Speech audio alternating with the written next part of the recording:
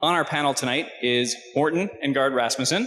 He's the Executive Vice President for Novozymes, which is a global biotechnology company. Almost read that. Brandy Sebastian, she's the Senior Director for Sustainability, Energy, and the Environment for the American Iron and Steel Institute. Ali Sheldrick, he's Program Manager with Clean Energy Canada. And my very good friend Anna Fenley, the Director for Regulatory and State Affairs with the United Steelworkers. They are going to run through some moderated Q&A. Anna's going to run the show. Then there's going to be open up for audience Q&A. And then we're going to let you get back to drinking more and eating more. I hope that sounds good. All right. Anna, all yours.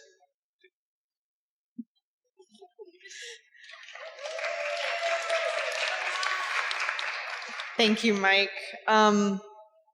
And as a representative of the Steelworkers Union, I am going to take the privilege and just also welcome everyone to Pittsburgh who's not a Pittsburgh native. As many of you know, this is the home city of our union, so we're very happy to have so many people in town.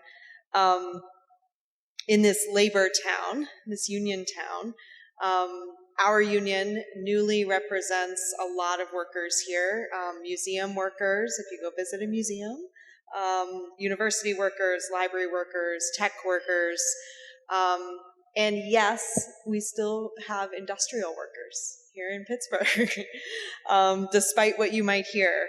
So this really is the perfect place to have the Clean Energy Ministerial, the Action Forum, and this panel.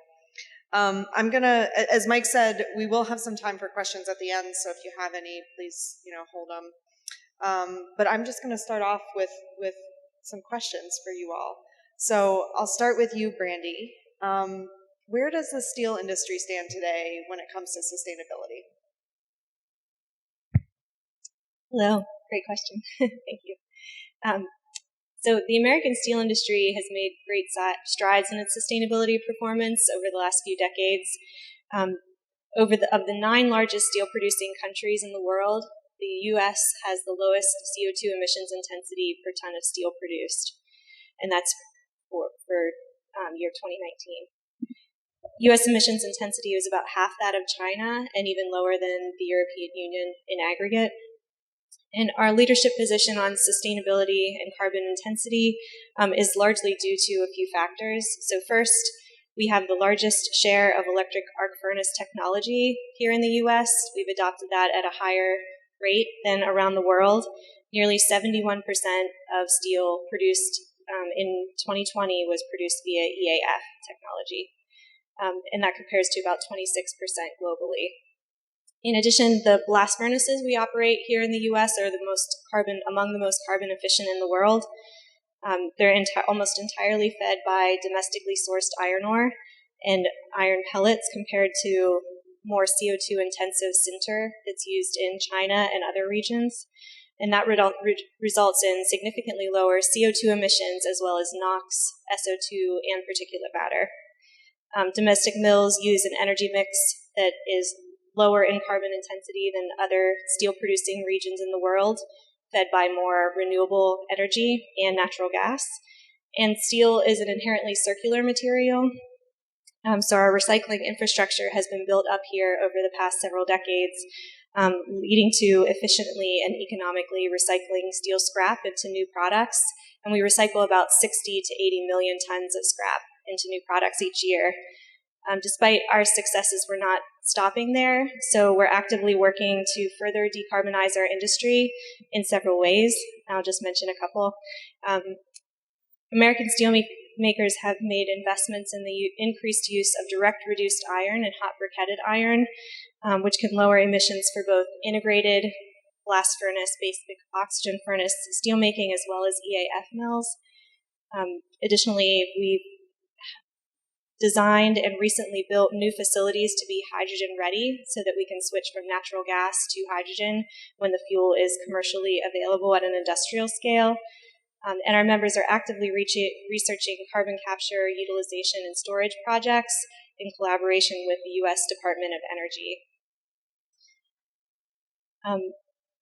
And finally, it's worth noting that we rely on the electric grid, which is quickly decarbonizing here in the U.S., and our members and our steel producers are increasing their use of renewable energy through purchased electricity as well as directly at their sites. Thank you. And I wanted to start with you because so much of the conversation around decarbonizing industry, everyone talks about steel and everyone talks about cement. But Morten, maybe we can turn to you because the chemical industry is actually a huge source of emissions as well. Can you talk a little bit about what your company is doing around decarbonization and your technology? Yes, thank you.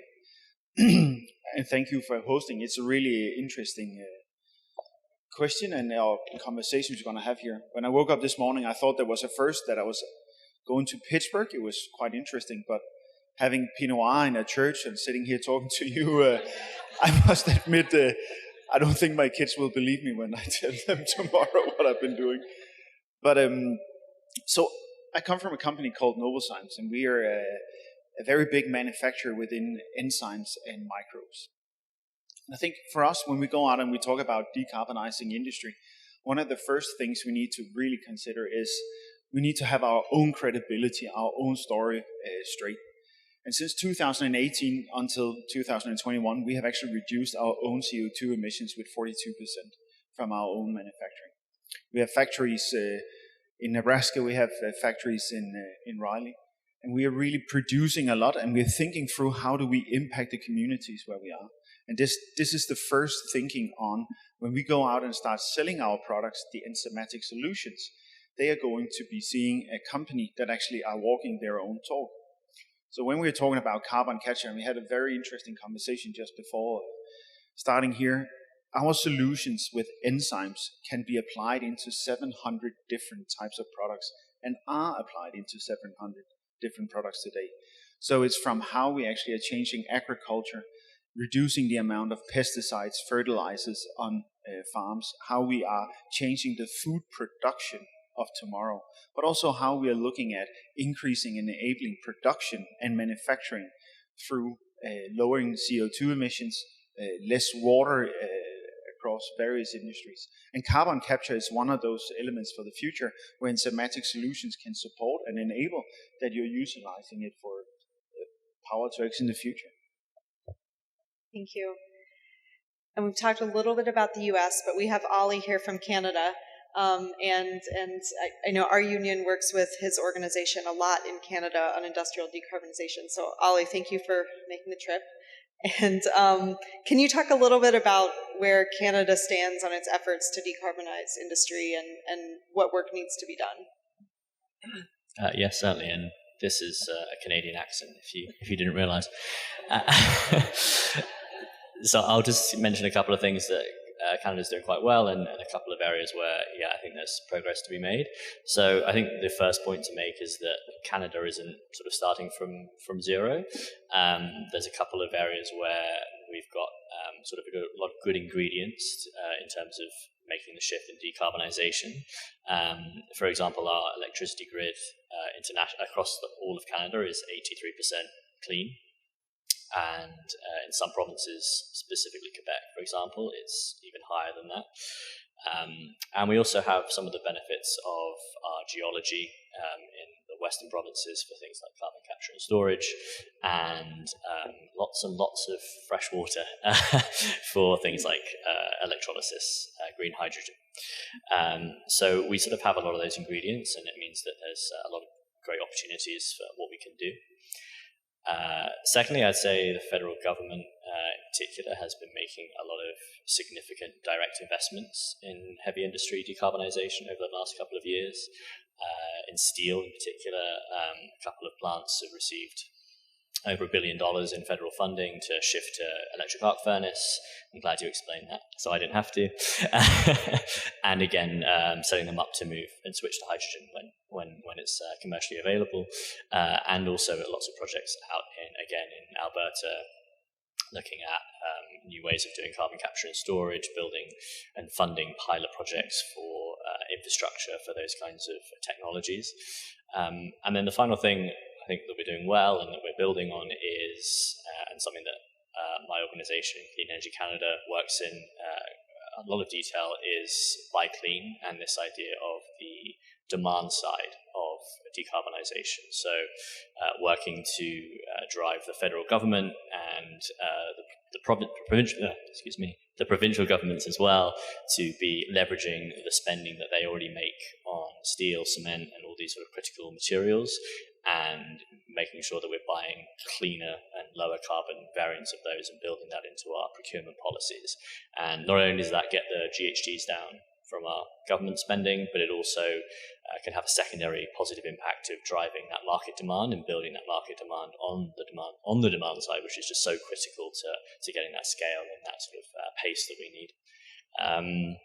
In terms of what we could do better, I think, or what we can build on, I think one of the areas, and might touch on this again later, is this building in and thinking really strategically that there are so many parts to this puzzle that need to come together to be effective. It's the clean electricity, it's the hydrogen, it's the demand, it's all these pieces that need to kind of sink in. And one thing that I think we could do more of is thinking at that national strategic sort of having that sort of national industry idea of like, what do we need to do to get these emissions down, to decarbonize our economy, and how do we get there? Thank you. I think it's interesting that you talked about a national strategy and also about creating markets through a policy like Buy Clean or other policies in that realm. It makes me want to ask about global trade, because that obviously plays into the commodities that we're talking about decarbonizing. So just for any of you, how does the globally traded nature of these materials play into this debate? I can start with that one. Yeah, so this is a really important issue for our industry. Imports truly threaten the health of our industry. Following the steel tariffs and quotas that were implemented in 2018, several companies with previously idled steel mills were able to restart those mills and put laid off workers back to work. And then meanwhile, the industry has been investing billions of dollars in new technologies and improvements to their existing mills to make cleaner, low-emission steel. But we do see a high level of imports into the U.S. each year. And foreign steel with higher carbon intensity, not from our neighbors to the north, it does threaten the progress and investments that we've made.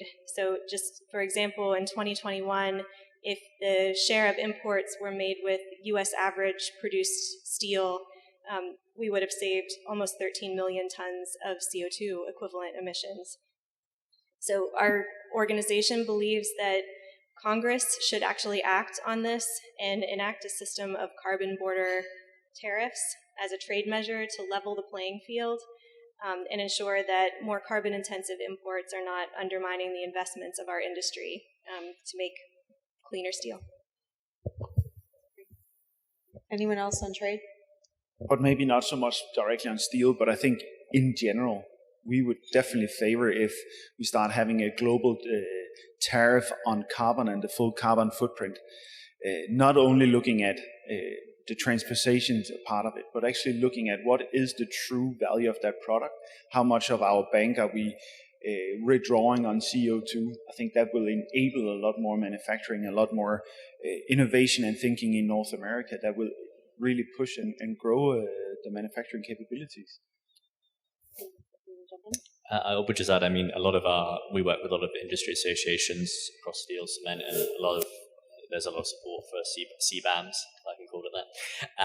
But I think the one thing I would add is there's also a role to play, I think, in partnership building. We like to think perhaps of global trade, meaning every country is trading with everyone else, but actually most countries have a relatively small number of partners that they trade in the large volumes with. Canada, I know, is particularly guilty. Perhaps over 92% of our steel comes straight here. And it's even higher for cement, which I know is not particularly a high traded commodity, but and again for aluminum, sorry. And so building in those like partnerships, I think, is also another way, and building that on that commonality, on that common ground of we're valuing this cleaner material, I think is another way of achieving partly that goal. And the other thing I would just mention here is that cleaner steel, cleaner materials, they're a market differentiation that the advanced economies like the US, like Canada, haven't necessarily had before, when it's really just been about price. Companies like BMW are seeking cleaner, lower carbon steel, and they're willing to pay a premium for it. And so I think also looking at how the private sector can be part of that conversation. Great, thank you. Switching gears a little, question close to my heart as a union rep. As you're each thinking about decarbonization of industry, how do you consider the people who work in these industries and the communities where these industries reside? I can go first. I just flew in this morning from New York, where I've been participating at the United Nations General Assembly, and also the New York Climate Week, together with my CEO. I think this is the first time, the first week, where the conversations has been so profound around just transition. So also looking at what is the social and the economical requirements needed for industry to transition away from fossil. How do we enable that there is communities that you can live in safely? How can we have communities and work where you can actually have a decent living wages and continue your growth? That has for me been extremely inspiring to see. And one of the things that we are looking at and working with in our company culture and philosophy is how do we enable the communities where we have a footprint to actually grow and be an integrated part, meaning we need to lower the amount of electricity, lower the amount of waste we put out, lower the amount of water that we consume, because it is going to be a scarce commodity everywhere we go. And then we also need to treat our employees in the right way. And I think the pathway that the Sustainability Development Goals or the SDGs has been putting forward and still has good 7-8 years of the whole philosophy around it is really true to that. We need to make sure that production work and work in general is fitting into that mold. Thank you. Anyone else? Yeah, I would say, so at Clean Energy Canada, we have an alliance, as I mentioned, of industry associations, and alongside that is Blue Green Canada, which represents labour and workers, and it's absolutely critical that they're a strong voice at the table for policy development, for thinking about how we go about decarbonisation for all the reasons you just mentioned. But I think there's another side to this, which is if we want to maintain and build a kind of a public support for the level of rapid change that we need this to be a story of more jobs, good jobs. This is about economic growth. It's the next phase of our economies. We need to bring everyone along, because if we don't, we're going to lose the public support, and then this whole thing is going to potentially fall apart. So it's the right thing to do, but it's also absolutely necessary for the wider success of decarbonisation. Well put. So the steel industry, directly and indirectly throughout the supply chain, we employ about 2 million people in the U.S. So it's a very important issue for us. And while more study is needed, there's signs that are pointing to, just to focus on carbon and decarbonizing the industry will have other indirect benefits, emission reduction in steel production, that will benefit workers that are working in our facilities and that live in the communities near our facilities. And also, decarbonization of the U.S. economy is important to our industry. It's also an opportunity for our industry. All low-carbon technologies in the U.S. today are steel-intensive. So renewable energy systems, wind, solar, tidal, lightweight electric vehicles, carbon capture and storage systems, hydrogen infrastructure, they're all steel-intensive. And so a robust, clean, growing economy is good for all of us. I think that's right, and I'm going to take moderator's privilege here and just say that I think it's we talk about just transition, we talk about the workforce. The most just thing is to not displace people, right? To figure out technological solutions to decarbonize industry, to build all the new things we need to build, and not displace people. So that would be my North Star in this conversation. A quick hit question for each of you. Would love to hear your thoughts on one major opportunity that we have and one major challenge that you see for industrial decarbonization. Maybe we'll just start with you, Ollie, and go down the line.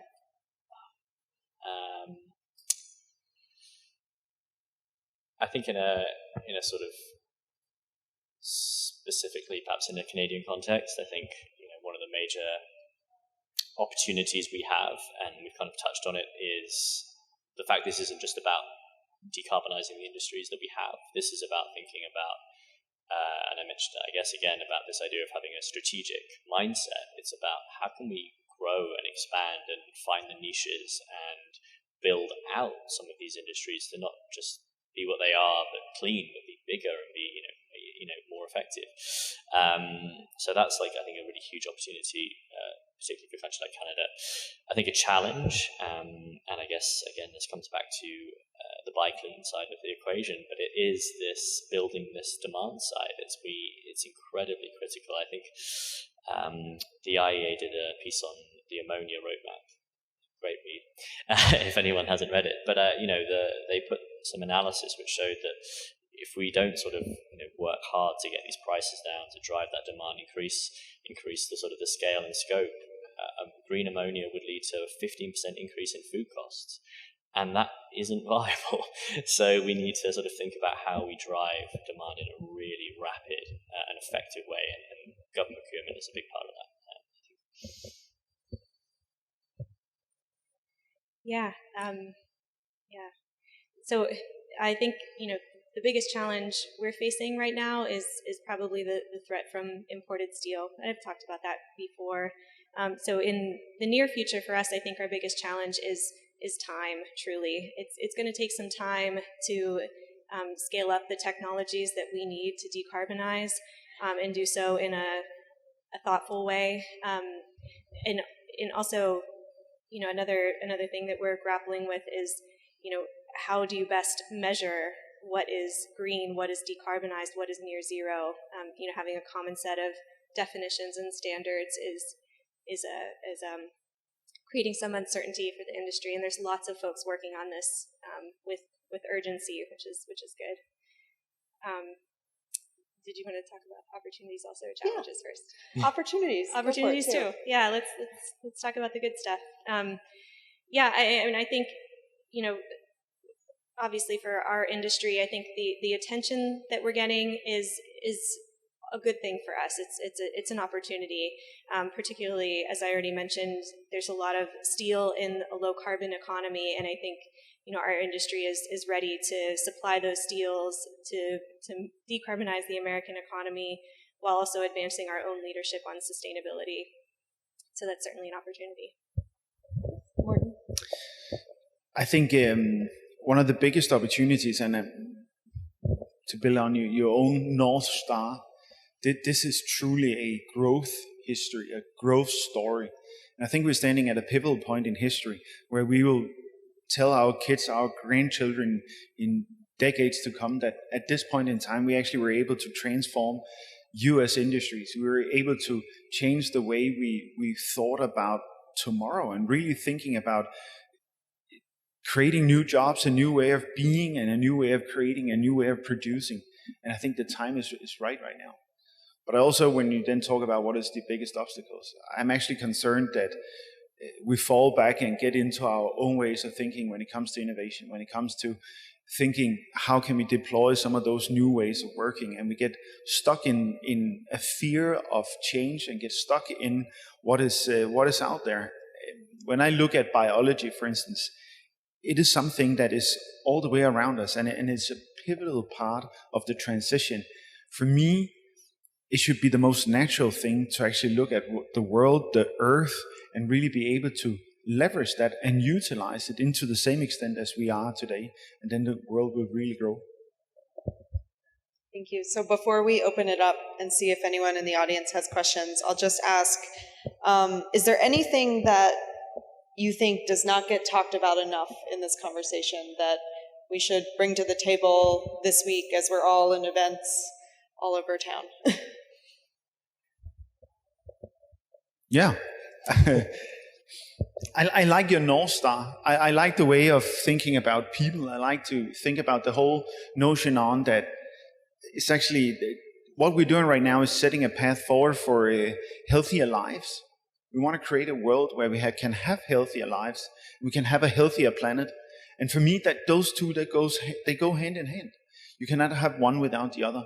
And that is actually what we're trying to do here. And I somehow still miss the conversation around how do we enable a planet, how do we enable our life, our communities to continue to be healthy. Because that is the true anchoring of what we want to do. Thank you. Anything else? Yeah, I think, maybe making sure we're thinking about things from a systems thinking perspective, thinking about things a little bit holistically. A lot of the conversations isolate on a specific material or a specific industry when there's a lot of shared challenges, a lot of shared opportunity. Clean hydrogen, advancements in renewable energy, clean energy, that will benefit all of us. And I think there's been some attention on looking at, substituting with materials that maybe haven't quite had enough study, that maybe are bio-based or innovative, and switching to those materials, there could be implications for our forests and the communities that surround them and that use them, and I think just keeping all of that in mind will be helpful. Thanks. Ollie, anything to add? I think the only thing I'd add is I think it's really important that we keep taking risks on a lot of, we have a lot of solutions today that we can implement, but if we look back, what we can do now and the price we have on something like solar and wind versus what that price was, say, 15 years ago, and the risks that were taken then that mean today that's a mature technology that we can roll out. We need to always be thinking of what's the mature technology we need in 2035 or 2040 that requires risk-taking today, and we don't shy away from that, and we do both. We do the big stuff, but we also keep taking those risks and sort of trying to get to the next level of technological advancement. Great, thank you. So Mike took the easy job and didn't moderate, so he's going to run around with the microphone. That's right. She's better than me. It's better. Trust me. So if folks have questions, now's the opportunity. I would ask that if you're able to stand, state your name and where you're coming from. Both organization and, general place in the world. George? Are you sure? Yes. My name's George Frampton. I work from the Atlantic Council. So I just want to say I really appreciate the expertise and the commitment that you're all devoting to this. But I want to ask a challenging question. My proposition is that the Center for American Progress, the Steelworkers Union, and to some extent the steel industry, all are very aligned in a commitment to climate ambition to decarbonize industrial sector, including the steel industry. But the fact is that the American steel industry is, maybe not number one, but number two cleanest, best climate performer in the world, lowest embedded carbon on average across all steel products, and so has a tremendous head start on the rest of the world. But one of the implications of that is that neither the Biden administration nor the steelworkers nor the steel industry has any political motivation to push hard on the U.S. steel industry to get even better and better, because it's so good already that simply programs that keep dirtier Chinese and other steel out of the U.S. serve all of your political interests, the climate interest to some extent, and our economic interest. So what is it that's going to drive policy that makes the steel industry in the U.S. do so much better than it's already doing, if anything at all? And if there is no political momentum for that in the next 2 years, then it seems to me that progress will depend largely on the industry's own desire to become much more competitive, which is very intense and very important, and obviously has made progress over the last few years. So should we give up on government for 2 years and rely on industry? Or is there a way to have a government policy that makes the U.S. steel industry get a lot better as a leader, get a much more superior position as a leader? Yeah, I'd love to respond to that. I would argue that there are a lot of drivers for the industry to reduce its own emissions. It's done so on its own voluntarily. All of our producer members have greenhouse gas reduction goals publicly stated that they're striving for, but we're also getting, I wouldn't say pressure, I would say drivers from our customers. They're increasingly looking for lower carbon steels. They're asking about zero emission steels. And investors as well are taking a very close look at emissions. I think the industry is moving in that direction despite the government action. We only have 4 microphones. That is, it's an interesting question, and I would agree that the industry has done a lot on its own. I would also add that our union pushes the industry. We push them formally at the bargaining table, but also informally, and we have a great partnership in many ways, but it doesn't mean that we're not pushing.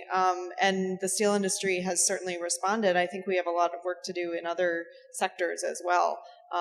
Steel is U.S. steelmakers are certainly among the best in the world, and we need to bring the rest of our industry along as well. So.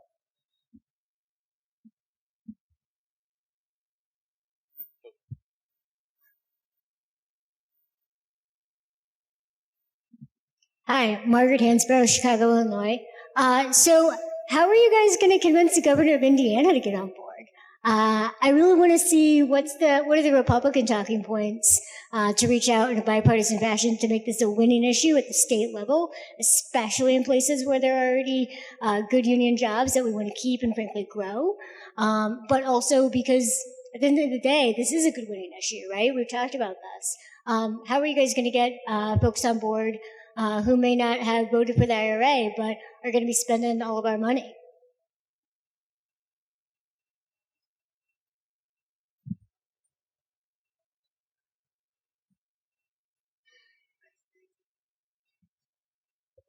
Well, they're not Republicans, but Canada has our share of challenges with provinces that have lots of differing views on the best path forward. I think, and we've talked about it a bit before, I think it's that, and at Clean Energy Canada, we work a lot on this, is on narrative building and creating effective narratives. And a big part of that is that this isn't necessarily a climate story. This is a job story. This is a growth story. And, that doesn't maybe get us 100% of the way there, but I think that is an important place to start with a lot of this dialogue, and building that groundswell of support amongst workers, amongst people who are impacted by this, that actually they see the clear benefit, they see the future pathway that they're being taken on, if you like, and it's one that is one of success, it's one of growth, and one of prosperity. So that's one thing that we work on Clean Energy Canada quite significantly. And just to supplement, maybe it wouldn't take us all the way, but I think it's an amazing enabler to kickstart it when we start seeing the growth, when we start seeing the transition, we start seeing jobs coming into North America. That this will really be the big driver behind where we then get the rest 20% with us.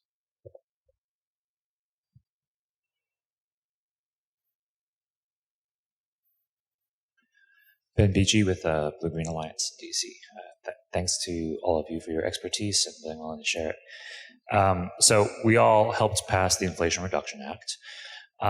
And out of the $369 billion for climate and energy, there is a $5.8 billion program created whole cloth at the Department of Energy, specifically for reducing industrial emissions. And the history of this program is not yet written because the program is not yet written. It's very high level. So my question to you is, if you had a magic wand and you could dictatorially determine how that $5.8 billion ought to be spent, how would you spend it? What industries, what technologies? I can start. I mean, magic wand aside, we're working very closely with the Department of Energy. We're having conversations with the new Office of Clean Energy Demonstrations about, how best to get this money to the industry in a way that will create the most good, that will help us. And really it comes down to advancing breakthrough technology, helping us get things like carbon capture and utilization to the commercial scale available for steel producers to use. In the longer term, hydrogen, making sure there's clean, affordable hydrogen that's available at the scale that we need it and other industries also need it, that doesn't affect too much the electricity demand that would be required, energy demand, and also water requirements. A lot of this I think IEA and the DOE in their most recent roadmaps acknowledge a lot of the reductions that are needed for the steel industry will come from technologies that are just not commercially available. So I think that's where the investment will be best focused for our industry. And combining it with your answer, let's not be limited about what we know today. 10, 15 years ago, we invested heavily into new technologies that was not commercially viable. Let's dream big right now with this act and then push through. There are technologies that we shouldn't just be limiting to saying it's solar, it's wind, it's fossil. There is a lot of opportunities that not yet are commercially viable, but within just a little push, it will really come through big scale. The one thing I'd add is I think it's also really worth exploring how some of these technologies can be utilized in different ways. And I give a good example would be the research that's going on into ammonia as a fuel for heavy goods shipping and things like that. So where are we making investments? Where are we developing technologies that actually have other spillovers into wider implications? And sort of connected to that is thinking again about sort of whole supply chain side. Like where are we missing gaps? Where do we need to plug holes that can just make the whole transition smoother, more effective, and more efficient? So I think you want to answer, Anna. I wasn't going to answer. Oh, okay, cool. I was going to be moderator. So I think we have time for 2 more questions. One here.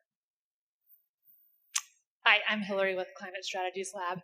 Anna, you mentioned community, and I think part of that is jobs, another part of it being in Pittsburgh.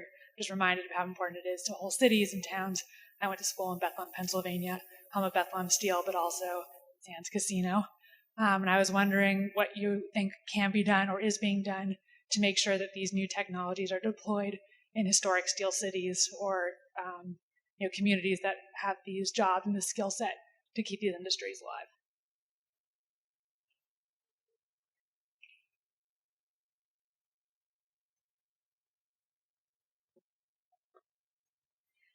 I mean, I think what I would say is a lot of the stuff that we're talking about for our industry is not all new locations for making steel. In some cases, there are new investments in new locations that are done in strategic ways that, I'm not an expert in at all. But, as far as existing steel facilities, they're there. We're looking to reuse those facilities, to improve them, to retrofit them, and that will be a benefit to the communities where they're operating.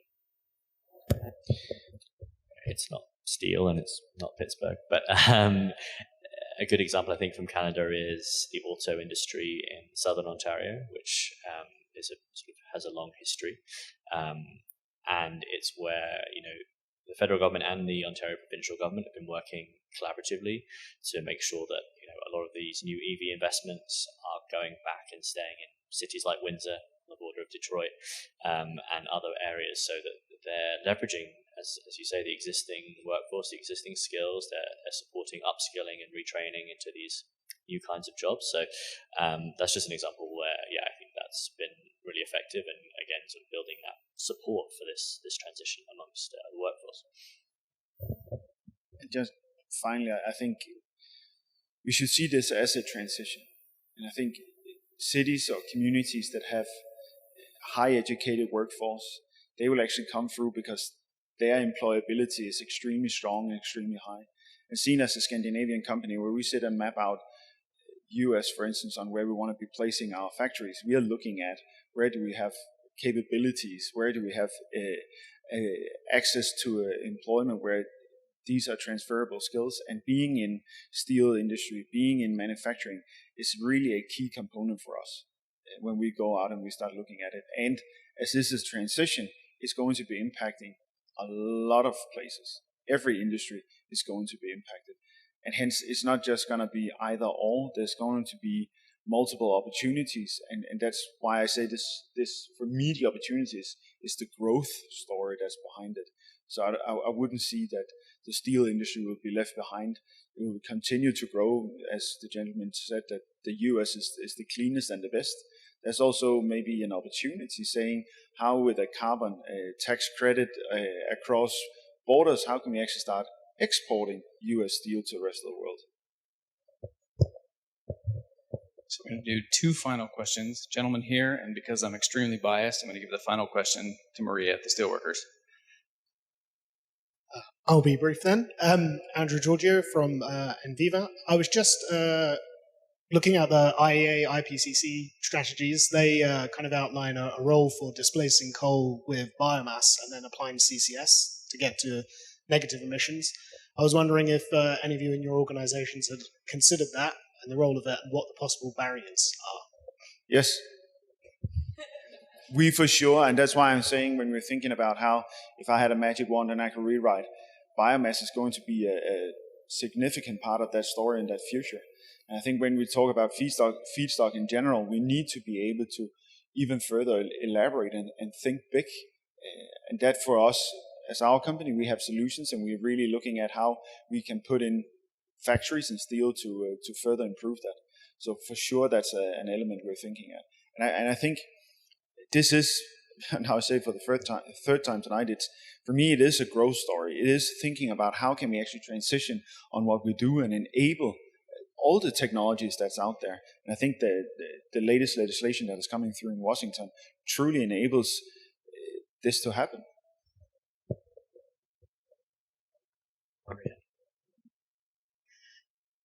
Good evening. My name is Maria Salma. I'm with the United Steelworkers, and I'm a lowly union organizer. I also want to add my word of thanks to what I've heard tonight.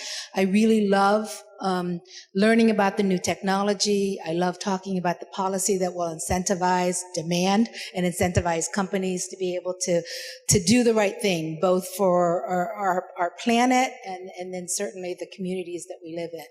So I say all of that as a preface to say that I'm a union organizer at heart. I love the idea of what, Anna described as her North Star.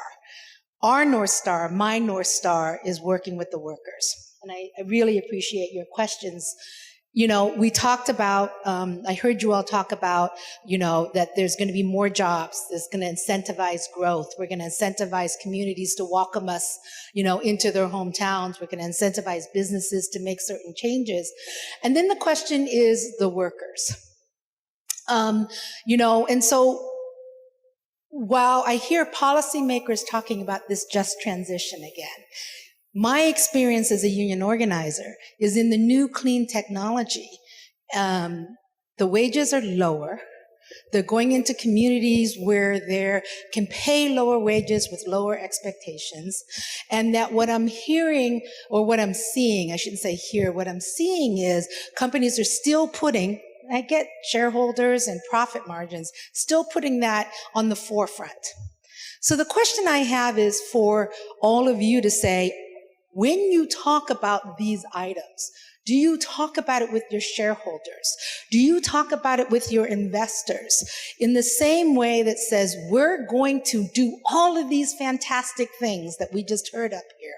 At the same time, we're going to equate that with workers and everything that they need at the same enthusiasm, energy, and level that you talk about everything else I heard tonight. That's my question.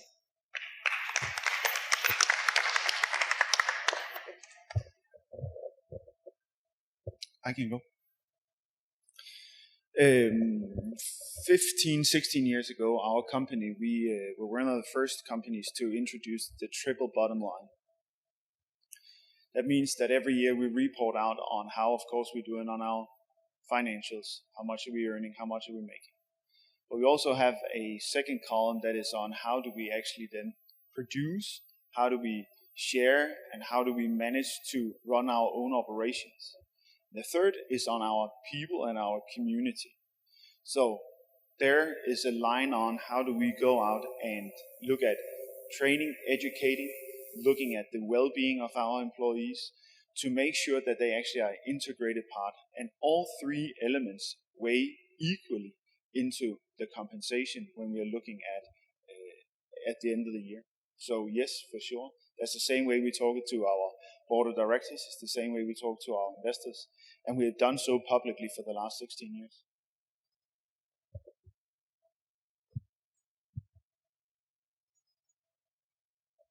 Just say one thing, it's slightly on the side, but I think it's very important is in policy we can sometimes get a bit caught up in, thinking just about, and it's important work, but sort of, where the jobs are going to be, where the transition is. I think we need to be, I've previously worked a lot in human capital and adult education, is being really putting sort of our money where our mouth is when it comes to funding skills, funding training, funding that kind of the workforce development side of things, both money coming from government, but also from the private sector as well, and that's being really critical that we're actually doing the thing and not just sort of showing where it could go, but actually doing the work. I think is really important.